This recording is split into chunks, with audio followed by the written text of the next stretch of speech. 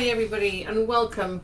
Sorry there was a slight glitch at the beginning, but hopefully you can see me now in the sunshine, which is absolutely gorgeous, with my garden in the background. So it's so lovely to be here this evening as the evening goes on here in the UK.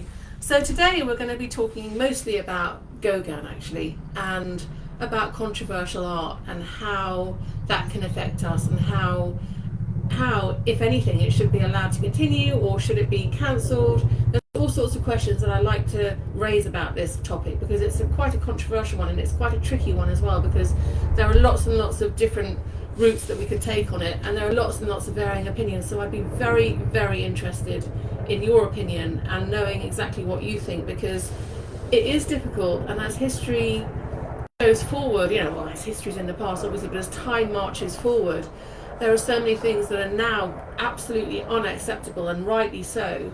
But we still continue sometimes to kind of adore or praise the people who really perhaps we shouldn't be.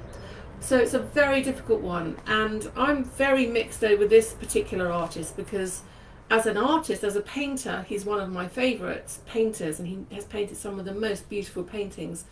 But as a person, very tricky. And looking back in history at what he did and how he lived his life, it's not an easy one at all to kind of navigate.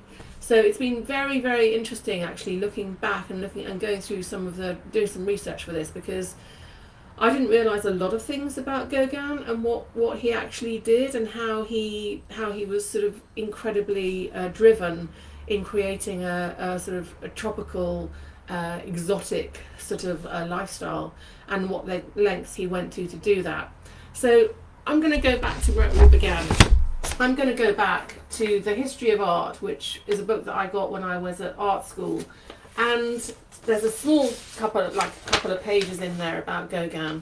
Not very much at all. A lot of stuff there is written about Van Gogh, which was his contemporary, and I think with Van Gogh, with Vincent, he's going to be a lot more popular because he painted paintings of flowers, and he painted paintings of beautiful, landscapes and trees and buildings and people and characters.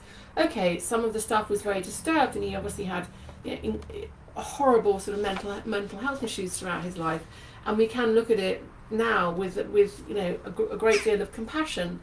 But a lot of the paintings he painted are very, very beautiful, and they're recognisable subject matter which are familiar to us, or certainly were familiar to people back then, even though he wasn't famous or popular or until way after he died. But his contemporary was Gauguin, and there is this painting here which I don't know if you can see because my print has been playing up, but it's called Nevermore, and Gauguin painted it, and it was inspired by the poem by Edgar Allan Poe called The Raven, and it was a painting that he painted when he was in Tahiti. Now, I will tell you all about his backstory and his history and a little bit about his life in a moment, but I would like to tell you about my reaction to that painting. That painting is in London. It is in the Courtauld Institute in London, Somerset House on the Thames, and they house a fantastic collection of artworks, and often used for art history students and for PhD students and people doing academic study. But the gallery itself has been recently renovated, and it's absolutely gorgeous. So if you do go to London, please do go and have a look. They've got a fantastic collection. Was once a private collection of the most amazing artwork. So I remember seeing this painting for the first time in the flesh. I'd seen many, many pictures of it, posters. In fact, I had a framed poster of it when I was a student at home, and it was in my bedroom. It hung above my bed, and I absolutely love it. It's just one of my favourite paintings of all time. And when I went to see it in the flesh at the Courtauld Institute, I stood in front of it, and when you have those moments where you just absolutely melt into the floor, every single thing about that painting, the tone, the colour, the brush strokes, you can see how he's picked up some of his technique from Cézanne, who he was absolutely adored. Just the scale of it, the depth of it, the humility, the honesty in the woman's eyes. The feet are just spectacular. They're very sculptural, they're very beautiful. And the way that he's treated the subject matter, he's got the raven in the top left-hand corner as you're looking at the painting, and the colour scheme is just so exotic and so gorgeous. And I can just remember having one of those moments when I was standing in front of that painting thinking, am I ever going to see anything as beautiful as this ever again? And I went home and I did some research on Gauguin, and I thought, very, very mixed. How can a man, how can an artist, how can a person who's got such a sort of, well, controversial background and history actually paint something as beautiful as that? And I felt quite conflicted because I hadn't realised that he had this sort of this past, which obviously people are now beginning to dig up and talk about, and it's becoming more and more public. There's been a lot of research, and there's also been a lot of retrospective exhibitions, actually huge exhibitions. We had one, I think, in 2019 here. I think it was at the National Gallery of Portraits that he painted, and one that I went and saw at the Tate, I think it was at Tate Modern, and it was a huge retrospective of his work. It even included a reconstructed wooden kind of a hut that he'd made, that he actually had in Tahiti, and lots of sort of sculpture and totems and things like that. And it was a brilliant, brilliant show. But let's talk about Gauguin. Now, where does Gauguin come from? Well, Gauguin was born in 1848 and he died in 1903. He died of syphilis, actually. He was born in Lima in Peru. His mother was quite noble, and he was born in Peru, and he loved the kind of exotic travel, and he loved sort of, you know, all of the kind of indigenous people, and he really loved the tropical landscape and flora and fauna and the colours and the richness, a bit like, you know, I suppose what I talked about Sri Lanka and growing up there. So his formative years were spent there because they escaped France and Paris because of I think it was to do with Napoleonic wars and things like that. So they escaped to Lima, and when they came back to France, he was basically went off and went into the Navy, and he went sailing, and he went to places, interesting places like he went off to India and other places like that. So he went obviously to the Black Sea as well. So he joined the Merchant Marines. So I've got my notes here, so I've got to look at these because it's quite an extensive background that he's got. There's nothing about his art at all for quite a long time, until he was working as a stockbroker when he came back from the Marines. I think he was away for about 10 years in the Marines. He came back and he was working as a stockbroker, and then there was a huge crash, I think in about 1882. But during that time, he started to he had a very a chap who was his guardian called Gustave Rosa, who had a collection of art, of modern art of that period, and he was very interested in art. And through him he met Camille Pissarro, and through Pissarro he met Cézanne, and Pissarro was teaching him and actually kind of quite liked him as a character and invited him into some of the big Impressionist exhibitions that were happening in Paris at the time. So that's how he sort of got involved in art. So he's almost self-taught, but obviously being taught by the great artist Pissarro as well. So after the stock market crash in 1882, he decided to go and paint. And he went off and painted, and he was painting sort of interiors and still lifes and things, and then he started to paint portraits. And he also deviated from that, and he was making sculpture, and he was making pots and ceramics as well. So he was really kind of trying to experiment and really get stuck in with all sorts of different mediums. And then he went to Brittany, and in Brittany he started to paint the landscape, and he, as I said, he used brushstrokes the way that Cézanne used brushstrokes. He sort of did a lot of sideways strokes, and he layered the paint. So you often have this lovely kind of effervescent movement within the paintings, not as strong as Vincent van Gogh, but still this lovely kind of fluid movement. And he went to Brittany, and in Brittany and Panama, and actually he went to Martinique. And in those places he was painting some quite sort of religious scenes and portraits and paintings of people sort of swimming and all sorts of things like that. Now, Gauguin's work has had quite a lot of controversy attached to it. which we're going to get to in a minute. But after he went off to Brittany and Martinique and Panama and those places, he went down and spent some time with Vincent van Gogh in Arles. And because he knew Theo, Vincent's brother, so he went down to Arles and they painted together. They were both quite rambunctious characters. They used to drink a lot, painted a lot, quite a time full of fervour. I don't know if there's such a word as fervorous. They painted together, and there were lots of arguments and brawls and drinking. And he actually decided after that he was going to go abroad. He'd married by then. He had married a woman, and they had 5 children. I'm going to try to find my notes here. They actually had 5 children together, and her name was Mette Gad, and I think she was Swedish or Danish. They had 5 children together, but he left her behind in France, and he decided that he was going to go to find this exciting new land of Tahiti down in Polynesia. It was French Polynesia. The French had just colonised it. So by the time he reached Polynesia, or Tahiti, it wasn't what he dreamed up in his head. It wasn't what he was expecting. The French had already arrived. They started colonising it.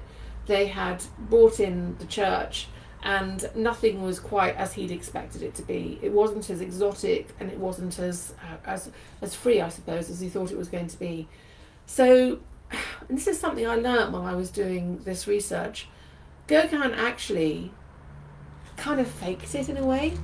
He got a load of fabric that was printed in France and Europe and had it sent over because he wanted his own fabrics. He didn't use Polynesian fabrics in his paintings for the clothes and things. They were all imported, and he made his sort of own fantasy, I suppose, of what he thought Tahiti should be like, and he got stuck in with the culture and things. And obviously at that time there were lots of beautiful girls there, and he apparently, in his diaries, he says that he met and married a young Polynesian woman who was pubescent in the same afternoon. So he was quite boastful of that. We don't know whether the woman that he claims that he married was actually real. Her name was Terhamana. She supposedly appears in lots of his paintings, but there's been research. Some research was done by Elizabeth Childs, and she said that Bengt Danielson in the late 50s said that she was real, and that she died of Spanish flu in 1918. But research recently has been done by Linda Goddard at St Andrews in the art history department to say that perhaps she wasn't. Perhaps she was a culmination of lots of different young women that he liked, and it was all sort of in his head. So we're not 100% sure about that. But he certainly lived a very free lifestyle while he was there, and this is very evident in the subject matter and the girls that he did paint and the scenes that he did depict. When the exhibition of the portraits was put on in London, they weren't, normally you would associate a portrait with being a portrait of somebody. Okay, Gauguin's going to paint a portrait of Lisa, and it's going to be a portrait of me, and it would be me, and it would be recognisable as me. Gauguin's were sort of made up characters, and it puts a big question mark over cultural appropriation and whether or not that should be right, that should be justified.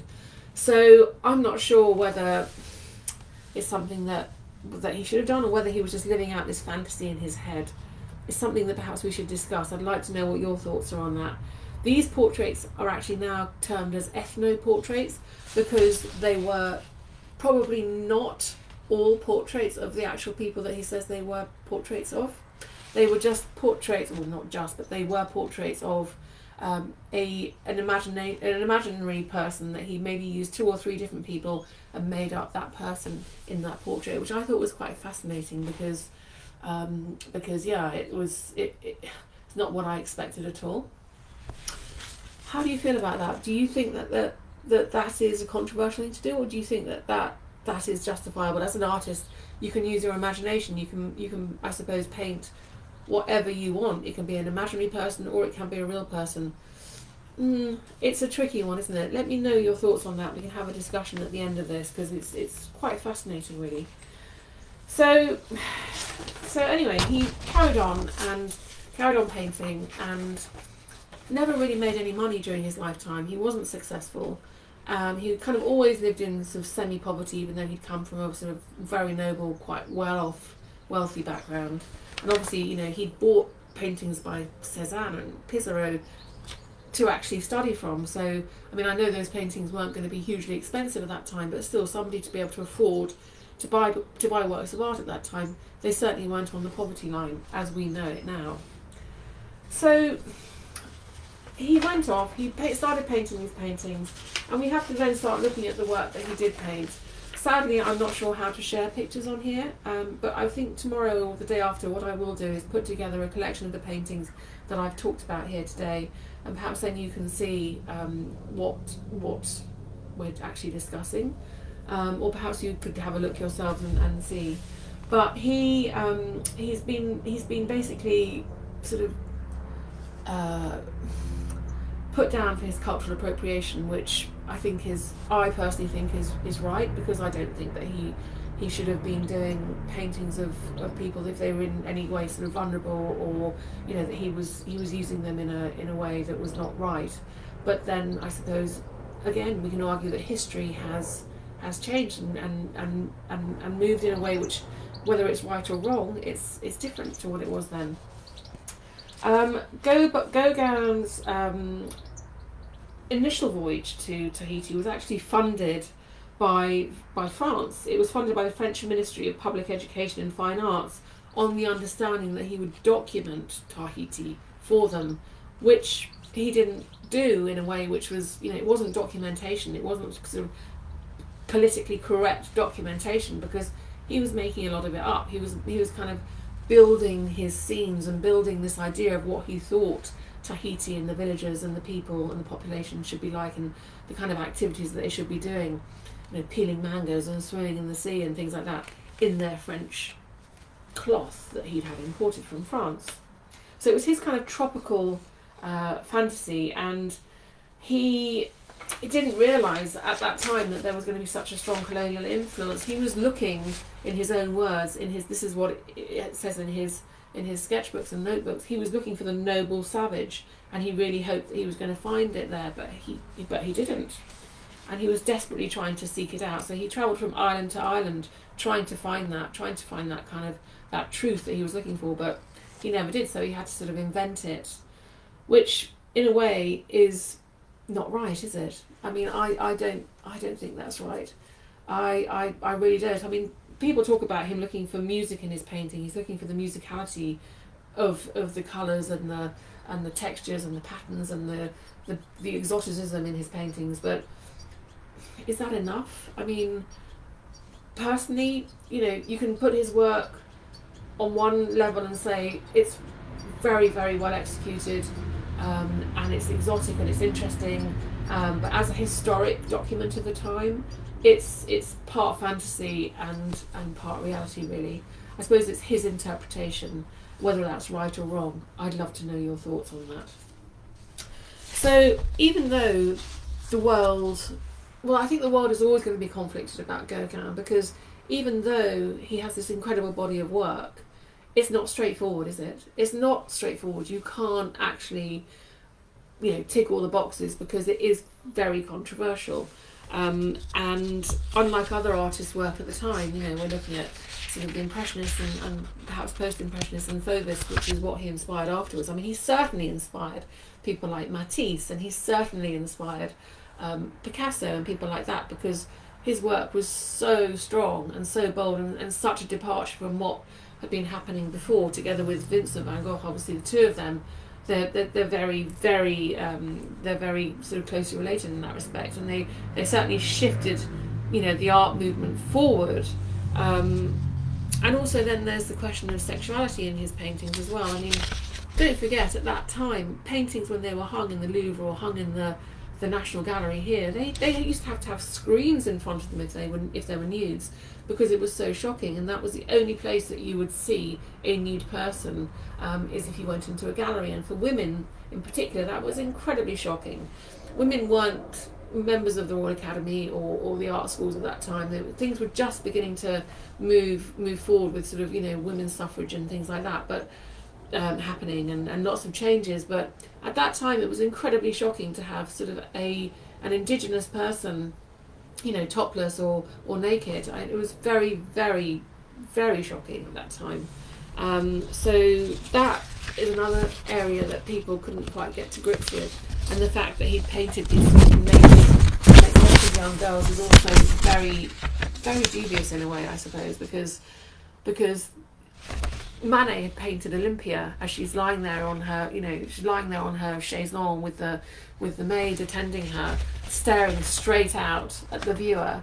Gauguin was almost doing a similar thing with the woman in Nevermore. She lounges on this chaise and she's looking directly, and also she's naked and she's clearly very young. So it's very controversial, and especially controversial now as well. There are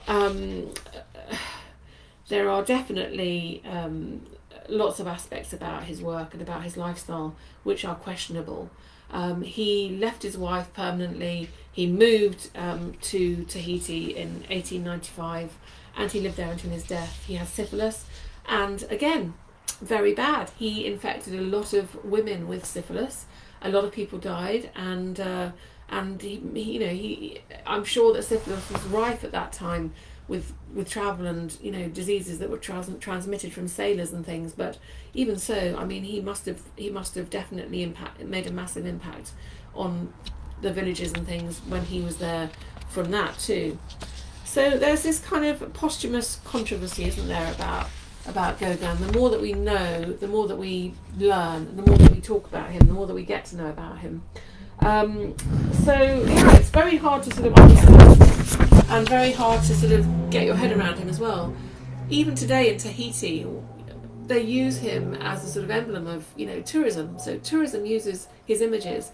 The tourist industry promotes Gauguin's legacy. They promote his work and what he did and what he did while he was there. And it's a big part of, you know, what people sell in the shops and the cruise ships and the tourist industry and hotels and everything. And a lot of people go there, and restaurants and all sorts of things, and they go there and they buy their fridge magnets and they buy their posters and various things and bits and bobs and mementos of being on the islands. And Gauguin is a big part of that. He sort of captures the essence of that, I suppose, and that's still used today. But I'm not sure whether that is something that, well, if that will continue. I'm sure that it probably will, because it's very commercial. But as I said, you know, if we compare him to Vincent van Gogh, Vincent is used again, loads of fridge magnets, Holland, you know, lots of commercial stuff, mugs and tea towels and everything, with sunflowers and things. But I think those are much easier images to get your head around. Now that we know the history and the back history of Vincent van Gogh, we understand him a lot more, and we can see the pain and suffering that he went through with his mental health issues.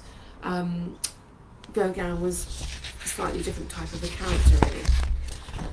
So I am now going to, I think that's probably about as much as I can go through in the time that we've got. I'm going to have a look at some of your comments and see whether we can sort of have a discussion about any of them here.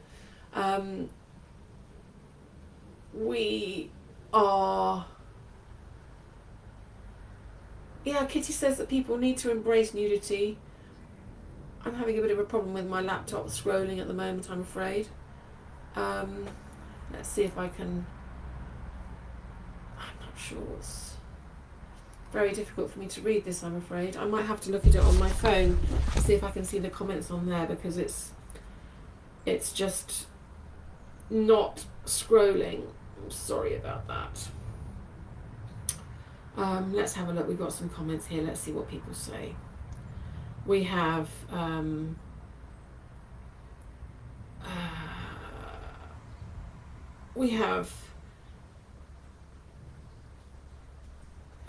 people saying thank you to me, but Yeah, I think it's just an interesting topic, really, and I would like to know your thoughts on it, on whether or not you think that we should cancel people like Gauguin, or whether you think he brings value to art history and to the creative world as we know it now, because I personally believe that if we put it into a sort of historical context and we have the back history with it, it's easier to understand and sort of get our head around it. Where he came from, what he was trying to do, what he was trying to achieve, and his own sort of phenomenology, I suppose, his own background and his own wishes and what he wanted to do with his artwork. If we take it out of context and we don't look at the historic facts really, about the legal age of marriage and things like that, and look at it in today's terms. I mean, I think today people are living at least double the amount, if not 2.5, 3 times as long as they were then. And especially on those islands, there would have been a lot of various illnesses, accidents, bites that go septic, things like that. So people would have died at a much younger age. But I'm really interested, I'd be very interested to know your thoughts and find out what you think. And if you think that he was wrong, and if you think that there is a place for him to be seen in the world today, or whether you think that that he should be forgotten about and put into the dusty kind of caverns of time, really.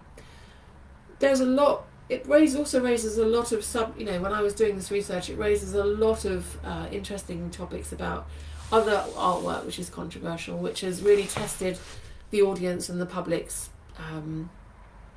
sensibilities, I suppose. We can take Duchamp's Urinal, where the fountain. You could take Tracy Emin's Bed. You could take Guernica by Picasso.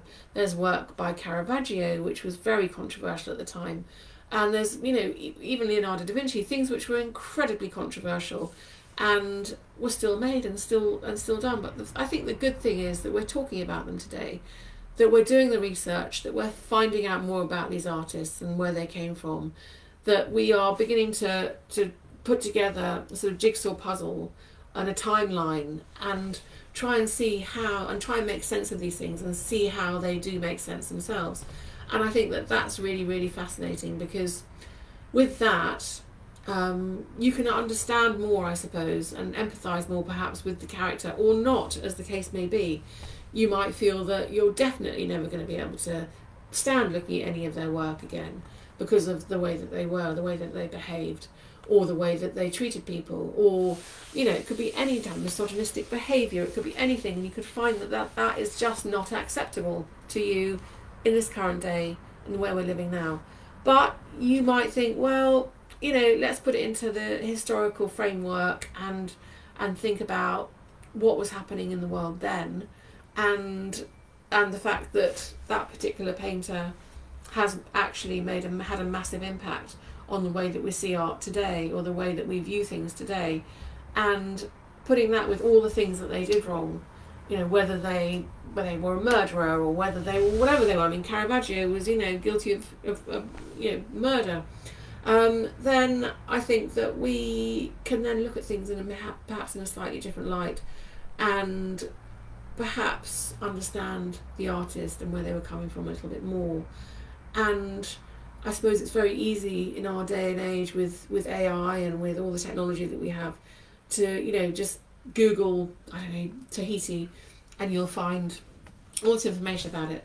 For him to actually get on a boat and sail halfway across the world into the unknown with this incredible dream that he was going to find this sort of this untouched paradise, and then to arrive there and realise that the French had already been there for a few years and that just wasn't going to happen, and actually he was going to have to make half of it up himself. Perhaps that's what he had to do to fulfil his own fantasy and his own dream of being an artist and painting what he wanted to paint, and kind of harping back to his sort of tropical upbringing in Lima, where he grew up, and wanting to sort of probably relive some of that in this kind of fantasy world of his. Anyway, it's time for me now to go, and thanks so very, very much for joining me. Look how lovely it is. The light here is just gorgeous at the moment. I love this time of year, where in late June, where the sun starts to go down, and it's not even going down. It's only 6:30 here, just gone, and I do think that it stays light now until about almost 10 o'clock at night. So it's almost midsummer, actually. Midsummer, midsummer's coming up, isn't it, this week? So it's going to be upon us very soon. Perhaps what I'll do, actually, while I've got you here, is to read the last few verses of Nevermore. Now, my printer broke down halfway through printing out all of this. Look, I printed out all of this stuff for my little chapter, and it broke down. So I'm going to look at it on my phone, and I do have it up here. And I just think it would be quite interesting to read. Perhaps I'll just read the last few verses so that you can get an idea. So if you imagine the painting of Nevermore, it's a long, wide painting of this woman lying on her tummy, and in the corner is this raven looking on, sitting on this head in the corner by the door, in the dark. It's very ominous, very sort of atmospheric. And he comes, and it's almost, I think it's almost like the sort of sign of death when he comes. And in fact, I've got some notes on it here. So it's actually it's a very ominous thing that the raven came, and he says that he calls the bird evil. He calls the bird Nevermore. And he says, now the speaker addresses the bird, calling it evil and a prophet. So he comes to the evil prophet of doom, I suppose. And so I'm going to just read the last 3 verses. Perhaps I'll read the whole thing and record it for you for tomorrow. Prophet, said I, thing of evil, prophet still, if a bird or devil, whether tempter sent or whether tempest tossed thee here ashore. Desolate yet all undaunted, on this desert land enchanted, on this home of horror haunted, tell me truly, I implore, is there balm in Gilead? Tell me, I implore, quoth the raven, nevermore. Prophet, said I, thing of evil, prophet still, if bird or devil, by the heaven that bends above us, by that God we both adore, tell this soul with sorrow laden, if within the distant Aden it shall clasp a sainted maiden, whom the angels name Lenore, clasp a rare and radiant maiden, whom the angels name Lemore, quoth the raven, nevermore. Be that word our sign of parting, bird or friend, I shrieked up starting, get thee back into the tempest and the night's Plutonian shore. Leave no black plume as a token of that lie thy soul hath spoken. Leave my loneliness unbroken, quit the bust above my door. Take the beak from out my heart and take thy form from off my door, quoth the raven, nevermore. And the raven, never flitting, still is sitting, on the painted bust of Pallas, just above my chamber door, and his eyes have all the seeming of a demon's that is dreaming, and the lamplights o'er him streaming throws his shadows on the floor, and my soul from out that shadow that lies floating on the floor shall be lifted nevermore. It's quite dramatic, isn't it?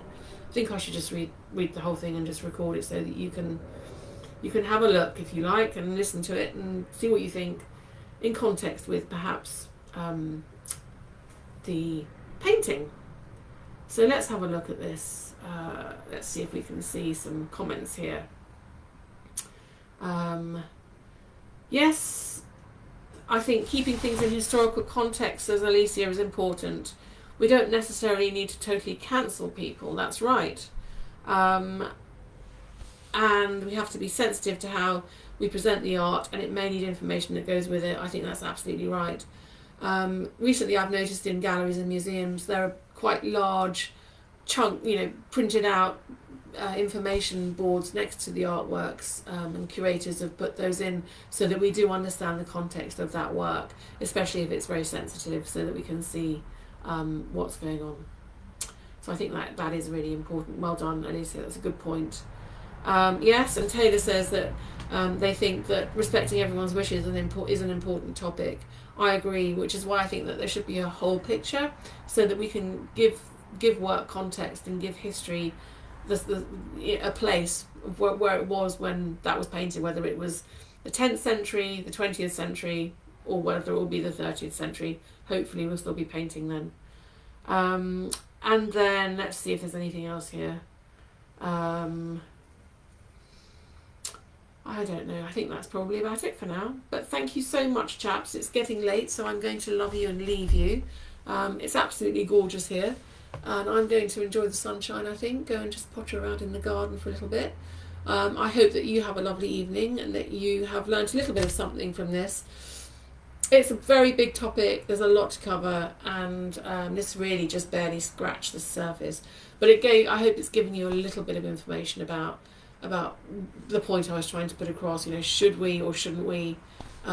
Should we dismiss artists or creative people through history because of timing, really, and also because sometimes they were misogynistic or politically incorrect, or just not what we would feel was acceptable now.